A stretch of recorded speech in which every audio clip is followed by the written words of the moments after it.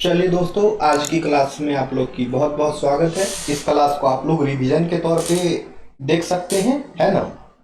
Question है कि भारतीय राष्ट्रीय कांग्रेस की स्थापना कब हुई थी, तो वर्ष 1885 में। और यही क्वेश्चन जो है कल हम आप लोग को जो है होमवर्क भी दिए थे, ठीक है। तो भारतीय राष्ट्रीय कांग्रेस की स्थापना जो है 1885 में हुई थी। भारतीय राष्ट्रीय कांग्रेस की स्थापना किसने की थी, तो एओ ह्यूम के द्वारा किया गया था। कांग्रेस का पहला अधिवेशन कहाँ हुआ था, तो बंबई में हुआ। हालांकि होने वाला था पुणे में, लेकिन हुआ बंबई में। अब है कांग्रेस के पहले अधिवेशन के अध्यक्ष कौन थे, तो डब्ल्यू सी बनर्जी थे, जिसका फुल फॉर्म उमेश चंद्र बनर्जी होगा।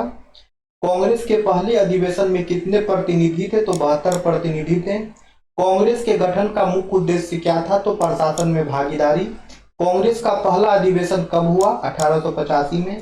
कांग्रेस की स्थापना के समय भारत का वायसराय जो कौन है, लॉर्ड डफरिन था। यानी कि कांग्रेस की जब स्थापना हो रही थी उस समय भारत का वायसराय जो है डफरिन था। कांग्रेस की स्थापना का प्रारंभिक स्वरूप जो है कैसा था, तो उदारवादी था।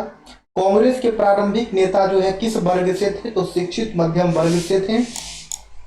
कांग्रेस के दूसरे अधिवेशन का आयोजन कहाँ हुआ, कलकत्ता में। कांग्रेस के दूसरे अधिवेशन के अध्यक्ष कौन थे, दादा भाई नारोजी। कांग्रेस के तीसरे अधिवेशन का आयोजन कहाँ हुआ, मद्रास में। कांग्रेस के तीसरे अधिवेशन के अध्यक्ष कौन थे, बदरुद्दीन तैयब जी। कांग्रेस के प्रारंभिक नेताओं को क्या कहा जाता है, नरमपंथी। कांग्रेस के प्रारंभिक काल को क्या कहा जाता है, नरमपंथी काल। कांग्रेस के प्रारंभिक नेता किस पद्धति में विश्वास रखते थे, तो संवैधानिक उपाय। कांग्रेस के गठन में किसका सहयोग था, अंग्रेजों का। कांग्रेस की स्थापना का एक कारण जो है क्या था, तो राष्ट्रीय एकता को बढ़ाना था। कांग्रेस के प्रारंभिक मांगों में जो है क्या शामिल था, तो प्रशासनिक सुधार। कांग्रेस की स्थापना के समय इसका मुख्य स्वरूप जो है क्या था, तो उदारवादी था। कांग्रेस के पहले अधिवेशन में कौन सा शहर चुना गया था, तो बंबई। कांग्रेस के पहले अधिवेशन का आयोजन जो है मूल रूप से कहाँ होना था, तो पुणे में। कांग्रेस के प्रारंभिक नेताओं की नीति क्या थी, तो प्रार्थना और निवेदन था। कांग्रेस के प्रारंभिक दौर में कौन प्रमुख नेता थे, तो दादा भाई नारोजी थे। कांग्रेस के गठन का एक उद्देश्य क्या था, तो प्रशासन में सुधार करना था। कांग्रेस के प्रारंभिक अधिवेशन कितने दिनों तक चलता था, तो 3 दिन तक। कांग्रेस के प्रारंभिक नेताओं का विश्वास किसमें था, तो संवैधानिक सुधार में। कांग्रेस के प्रारंभिक नेता जो है किस वर्ग से आते थे, तो शिक्षित वर्ग से।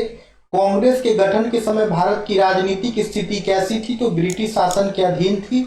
कांग्रेस के प्रारंभिक नेताओं को किस नाम से जाना जाता है, तो नरमपंथी। कांग्रेस के प्रारंभिक नेताओं की मुख्य मांग क्या थी, तो प्रशासनिक सुधार। कांग्रेस के गठन में किसने महत्वपूर्ण भूमिका निभाई, तो एओ ह्यूम ने।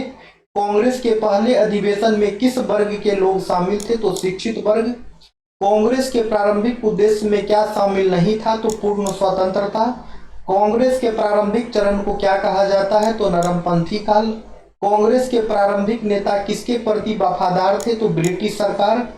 कांग्रेस के गठन से जो है क्या बढ़ावा मिला, तो राष्ट्रीय चेतना।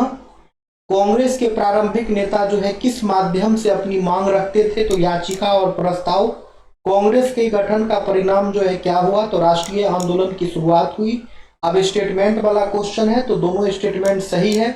यानी भारतीय राष्ट्रीय कांग्रेस की स्थापना जो है 1885 में हुई। इसका पहला अधिवेशन जो है बंबई में हुआ। ये भी स्टेटमेंट वाला क्वेश्चन है, ठीक है। एओ ह्यूम कांग्रेस के संस्थापक थे, सही बात है, लेकिन वो भारतीय नहीं थे, इसलिए जो है केवल एक सही होगा, है ना, केवल एक सही होगा। अब है दोनों सही है, तो कांग्रेस का पहला अधिवेशन पुणे में होना था, सही बात है। बाद में इसे बंबई में आयोजित किया गया, दोनों बात सही है। इसमें केवल एक सही है कि कांग्रेस के पहले अध्यक्ष जो है डब्ल्यू सी बनर्जी थे, और यह जो है ब्रिटिश नागरिक नहीं थे, इसलिए जो है केवल एक सही है। अब है कांग्रेस के प्रारंभिक नेता जो है नरमपंथी थे, वे क्रांति के माध्यम से स्वतंत्रता चाहते थे, तो केवल एक सही होना चाहिए। केवल एक भी जो है सही ही है कि कांग्रेस के प्रारंभिक नेता जो है नरमपंथी थे।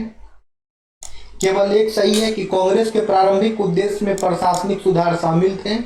केवल एक सही है, यानी कि कांग्रेस के प्रारंभिक नेता जो है शिक्षित वर्ग से थे। इसमें जो है एक और दो दोनों सही है। कांग्रेस ने राष्ट्रीय एकता को बढ़ावा दिया, इससे राजनीतिक जागरूकता फैली। केवल एक सही है, कांग्रेस के प्रारंभिक नेता जो है संवैधानिक तरीकों में विश्वास रखते थे।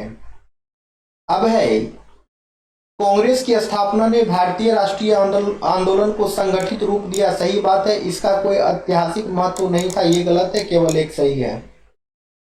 ठीक है, तो एक क्वेश्चन आप लोग होमवर्क लीजिए दोस्तों, कांग्रेस के पहले अधिवेशन के अध्यक्ष कौन थे? यह क्वेश्चन आप लोग का होमवर्क है, इसका आंसर कीजिए कमेंट सेक्शन। फिर मिलेंगे हम लोग कल के क्लास में। वीडियो पसंद आए तो लाइक कर दीजिएगा। Thank you everyone.